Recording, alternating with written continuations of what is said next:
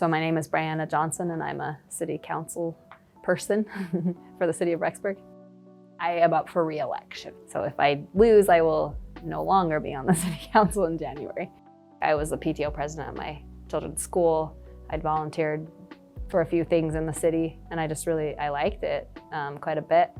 I had been staying home with my children mostly up to that point, but they were getting older, so I kind of felt like I wanted to be involved somehow, and I really liked the things I'd done so far. So I started going to city council meetings. I went to them for about a year and a half before I ran. I don't think I even missed one because I was so interested.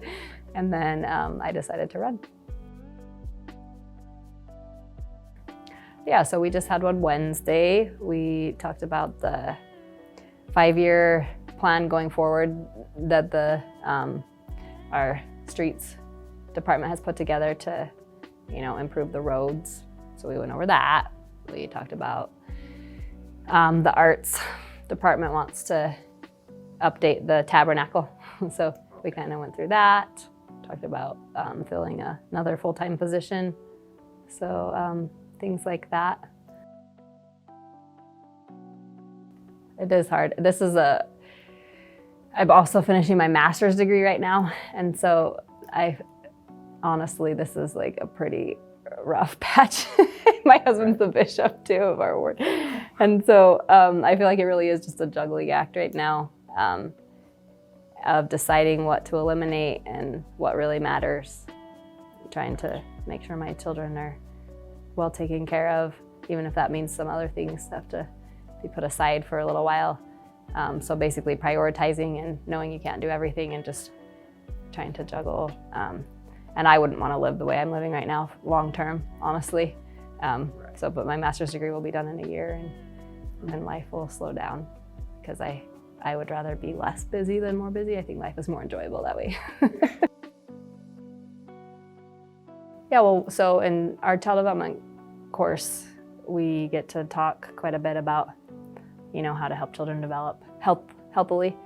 I have a few things that are my favorites to focus on. Like today we were talking about spanking and the negative impacts of spanking and how there's always a better way.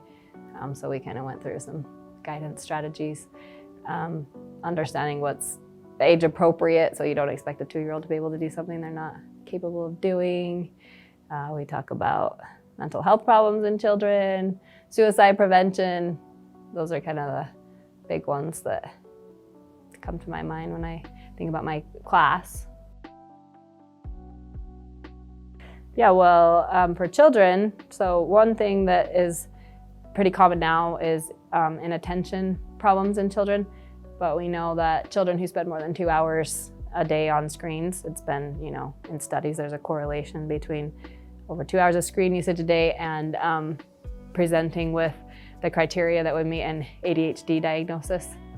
So, and also lack of sleep contributes. And so if you're on your screens, typically you're getting less sleep. So sometimes inattention problems are actually environmental. I'd say quite a bit of the time attention problems are environmental. So maybe you feel like you can't focus in class even as a college student when really you've trained your brain, because your brain takes in the stimuli around it and learns how to adapt to that. So if it knows that you are going to be on your screen with really rapidly changing things, it's going to adapt to that. And your attention span is actually going to change. They've done studies that show that actually the physical structures in the brain change. In young children, the myelination, which is what speeds up the transmission of the axons, that actually changes. There's less myelination when there's excessive screen time, which is over 2 hours a day. So that impairs language acquisition, which impairs literacy, emotional regulation. They found children, they did a longitudinal study where they tracked children for several years and saw that if parents were giving their children, if they were having a temper tantrum and they gave them an iPad instead of talking through with them, because typically it used to be that if your child had a temper tantrum, you had to sit down and talk to them about why that was not acceptable and what you could do instead. But instead they're just giving them a screen, and so they're not learning how to regulate their emotions, and they call it being emotionally dysregulated. That's more common when the screen usage rises. Yeah, well, and I would even differentiate that from like the leisure time, wasting screen time where you're on TikTok and things like that, because when you rapidly, there can be negative impacts for all of it, right? But when you're rapidly changing activities, that's when the biggest harm is done. Or if you're like supposed to be doing an assignment on your computer, but you can't stop checking your phone, you're interrupting that concentration every time you check your phone. Do you know what I'm saying? Yeah. And they know that that impairs, it's been correlated to impair attention. So, but yeah, I would find time every day to do something. I would go outside because that's what I like to do. And there are lots of positive impacts associated with going outside. Spend time outside unplugged every day, you know. Sure. Well, you already know because we live in a college community, and you know I love the students. I'm here on campus. There just are certain struggles that come with being in a college town that has a lot of transient activity, people moving in and out all the time, you know. And so I feel like we need to have places where people can live long-term, like neighborhoods, and then have the higher density in a place too, close to the city center. That benefits everyone, right? Because then the students are close to what they need. And then if you're going to be here long-term, you also have access to neighborhoods where you have space for your children to run and play outside without, you know, worrying about a lot of traffic and things like that. So I would call that land use. I'm pretty interested in land use because we're still developing, and we've had, you know, a pretty significant period of growth in our community. So figuring out how to manage that growth and keep stable neighborhoods and provide for the students too, if that makes sense. Yeah. That's a big one. And I feel strongly about recreational opportunities that are affordable for the residents, nothing that's like unattainable, but just affordable things. I think that people maybe don't understand how important recreation is, because if you were even talking about like business growth, businesses that come here want to know if we have recreational opportunities that are, you know, going to be pleasant for them if they lived here. So recreational opportunities are actually an incentive for businesses to come here.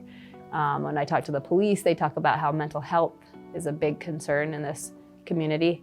So I feel like having access to green space, and if you want to be part of a team, you know, a sports team, having those opportunities helps with mental health. So it just helps us to be healthy. You get exercise. There's a lot of reasons that recreational opportunities are important for a city. So I feel strongly about that one too. Our police, I'm really, really thankful for our police and our fire. So I feel strongly about making sure they have what they need. Yeah, I really love Rexburg. I love being on the city council. I love listening to residents. I love teaching on campus. I think we live in a really unique place that's pretty awesome, you know. It's really fun to have the students and the life and the vigor that they bring here. It would be a totally different community without the students. So I really enjoy being in both positions. I get to be part of campus and understand, you know, the concerns and the rewards there, and then I get to be part of the city, and sometimes they overlap, and it's a really rewarding experience.